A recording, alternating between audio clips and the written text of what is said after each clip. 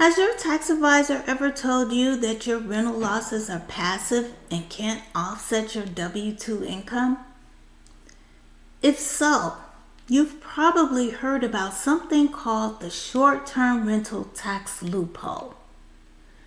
Now, online is often presented as if it's a simple workaround.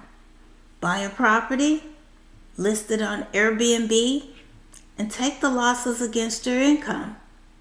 But what most investors don't realize is that this strategy only works when several very specific rules line up correctly. And when those rules don't line up, the entire deduction investors expected to reduce their tax bill doesn't reduce their tax bill at all. And there's one mistake I see investors make with this strategy that almost guarantees it won't work. So, in this video, I'm going to explain why the short-term rental loophole works for some investors, why it fails for many others, and the mistake that often causes the deduction to be denied. But before we get into that, let me quickly introduce myself so that you understand where this perspective is coming from. If we haven't already met, my name is Lisa Marie Odeja, and I am a CPA and an enrolled agent tax strategist, and I specialize in working with real estate investors who are already profitable and want more than just a basic tax filing. Now, many of these concepts also apply to established business owners, but real estate is my niche. Before running my firm, I spent years working as a federal government auditor, reviewing financial records and evaluating whether the positions were properly supported under the rules. Now, that background still shapes how I approach tax strategy today. Because the real question with any tax strategy isn't just whether it creates a deduction. The real question is whether the strategy is defensible if it's ever reviewed. So, good tax strategy isn't about pushing the limits. It's about making sure what you're doing holds up under the rules.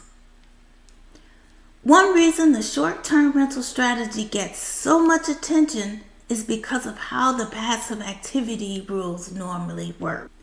In many situations, rental losses are considered passive, which means they typically can't offset income like your W-2 wages. So naturally, investors start looking for ways to make those losses usable. And that's where short-term rental rules often come into the conversation. Under certain circumstances, a short-term rental activity may be able to offset other income, including your W-2 wages. And that possibility is what makes the strategy so appealing. But this is where a lot of investors misunderstand how the rules actually work. Owning a property and listing it on Airbnb doesn't automatically qualify the activity. The IRS looks at several factors when determining whether the activity qualifies for different treatment. And those factors include things like how the activity is operated, the level of involvement in the activity, and how participation is measured throughout the year. And if those elements aren't handled properly, the activity may still be treated as passive, which means those losses won't offset other income like your W-2 wages, which leaves the investor with a higher tax bill. And this is actually where many investors run into trouble, because the way this strategy is described online, is often very different from the way the rules work in practice.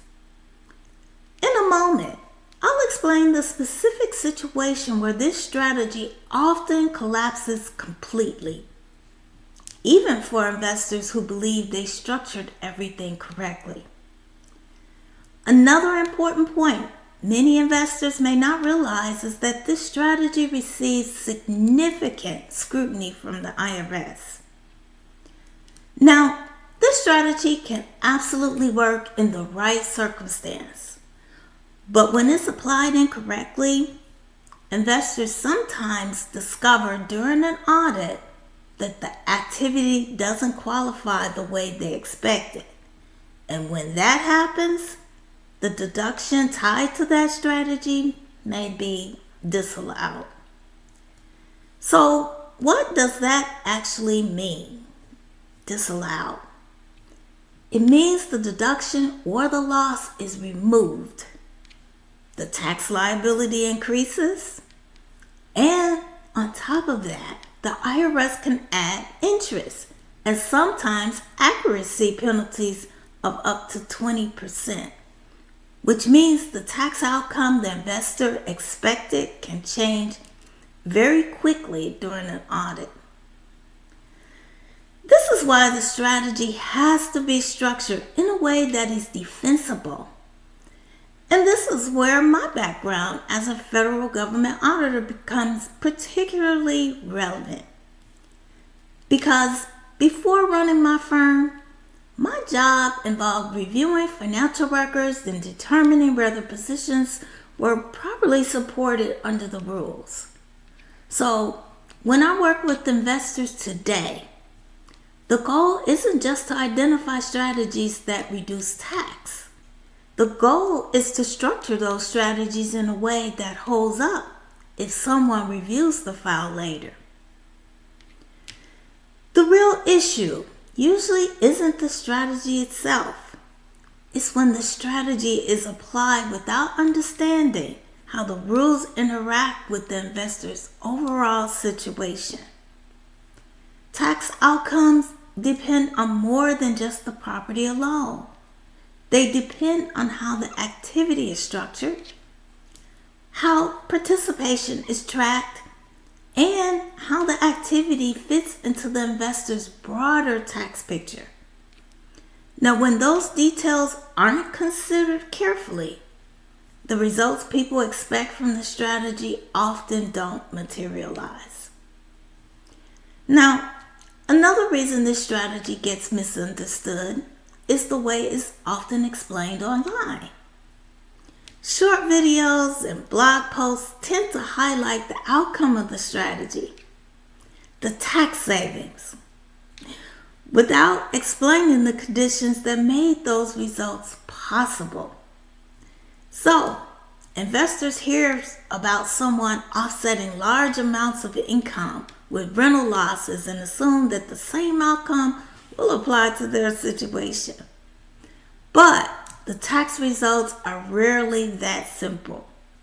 What actually matters are the specific facts and circumstances surrounding that activity. And those details are usually what determines whether a strategy produces the expected result. So, when I hear people talk about the short-term rental loophole, this is what I usually explain. It isn't really a loophole. It's simply the outcome of very specific tax rules being applied correctly. And when those rules don't line up properly, the expected tax benefit often never appears. Real estate can absolutely be a powerful tool from a tax perspective. But the outcomes people hear about usually happen when the rules, structure, and the investor situation all align properly. If any of this sounds like your current tax situation and you'd like strategic guidance around it, feel free to leave a comment below or use the link below this video to schedule a brief strategy consultation. Now on that call, It is simply an opportunity for us to talk through your situation and determine whether we might be a good fit to work together. If you found this video helpful, make sure you subscribe to the channel so that you don't miss future strategy breakdowns. I regularly share insights on tax strategy for real estate investors and established business owners. And also, if you know someone exploring real estate investing or trying to understand how these strategies work, feel free to share this video so that they can benefit from the information as well. Thanks for watching, and I'll see you in the next video.